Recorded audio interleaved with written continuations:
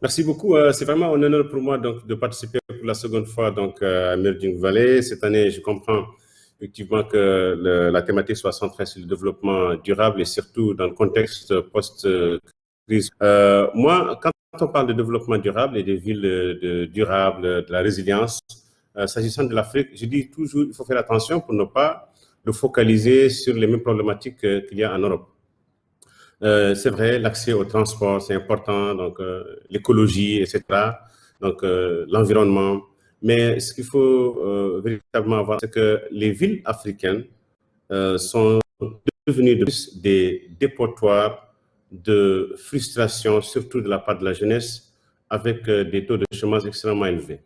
Donc cela conduit forcément donc, à des fragilités, donc la montée en puissance donc, du grand banditisme, de la délinquance en milieu urbain. Et donc, nous ne pouvons pas véritablement concevoir des villes résilientes, des villes durables, si la question du chômage n'est pas véritablement traitée dans nos grandes villes. Donc, il y a une démographie galopante dans nos villes africaines. Les projections sont très claires. Hein, donc, à l'horizon 2050, quasiment toute la population donc, africaine vivrait dans les grandes villes, surtout dans le contexte donc, des changements climatiques où le monde rural se vide petit à petit de ces populations. Je mets beaucoup sur la capacité de nos villes à donner ou à redonner de l'espoir à la jeunesse. C'est une jeunesse, souvenez-vous, figurez-vous que quasiment, d'après les informations, d'après les statistiques, il y a plus de 600 millions de jeunes Africains donc aujourd'hui qui sont à la recherche du travail. Et la plupart d'entre eux sont concentrés dans les villes. Donc, pour aborder cette thématique, pour avoir des villes durables, résilientes, surtout dans le contexte actuel, le contexte de changement climatique, le contexte du Covid et pourquoi éventuellement d'autres pandémies qui vont venir, il faut véritablement axer sur le capital humain. Il faut que nous ayons des populations urbaines, surtout la jeunesse, qui aient de l'espoir, donc qui ait l'éducation, surtout que aujourd'hui, nous avons une jeunesse de plus en plus connectée. Donc, c'est important, donc, cette thématique, cet aspect, pour moi, est extrêmement important. Le cas de la Mauritanie, comme la plupart des villes, des grandes villes africaines, est important, il faut l'illustrer. Nouakchott, la capitale de la Mauritanie, dans les années 60, il y avait quasiment 5000 habitants. Aujourd'hui, quasiment, vous avez la moitié de la Mauritanie vit dans la capitale. Donc aujourd'hui, c'est une ville qui, au lieu d'être résiliente, c'est une ville qui fait peur. Comme la plupart des grandes villes, vous allez à Abidjan, vous allez à Dakar, vous allez à Kinshasa, vous allez avoir quasiment le même constat. Ce sont des villes où, au niveau du transport, vous le voyez, donc, les routes sont tout le temps congestionnées, le mauvais état donc, du transport, les services médicaux qui sont donc, de mauvaise qualité et l'école, plus personne n'y croit. Les jeunes ne croient plus à l'école. Et donc, je pense que c'est important, en tout cas pour ce qui concerne l'Afrique, d'accélérer l'investissement dans le capital humain. Nous avons des villes de plus en plus habitées par des jeunes.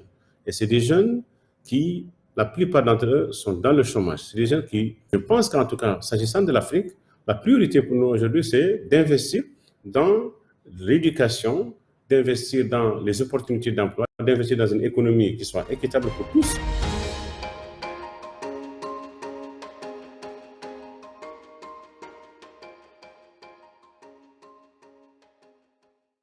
Le sport, c'est important à tous les niveaux. Le constat que nous avons, en tout cas dans la plupart des pays, la Mauritanie en particulier, c'est que qui ont en charge donc l'aménagement du territoire ont beaucoup oublié d'investir dans les infrastructures sportives.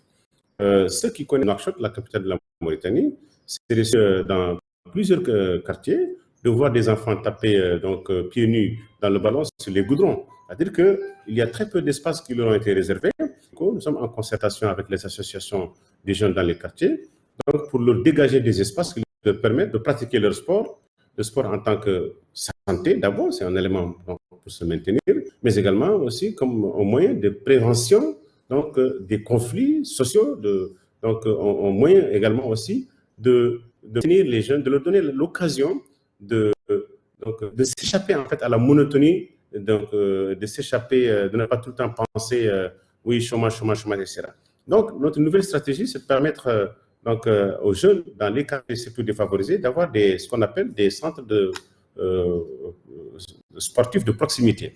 Et donc, l'idée, c'est d'aménagement, c'est de revoir donc de façon fondamentale l'aménagement au niveau des quartiers.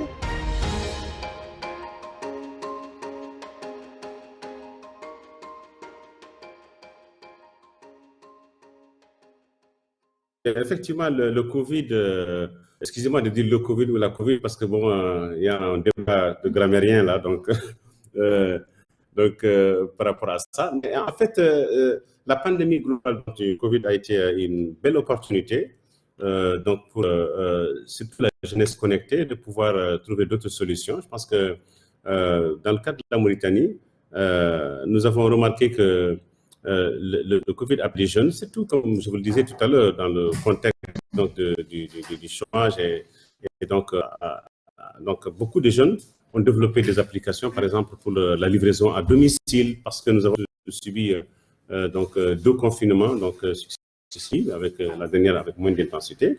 Mais comme vous le savez, nous sommes dans une économie très informelle.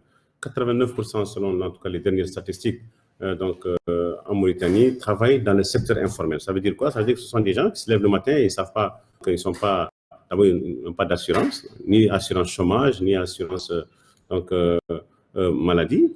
Et donc, c'est des gens qui doivent véritablement compter sur leur propre force pour gagner leur pain quotidien. Le moyen de développer des applications pour, donc, comme je l'ai dit tout à l'heure, la livraison à domicile, surtout que pendant le confinement, donc, on avait fermé les restaurants et donc tout cela. Il y a également d'autres qui ont développé des applications je pense, de médecine. Donc,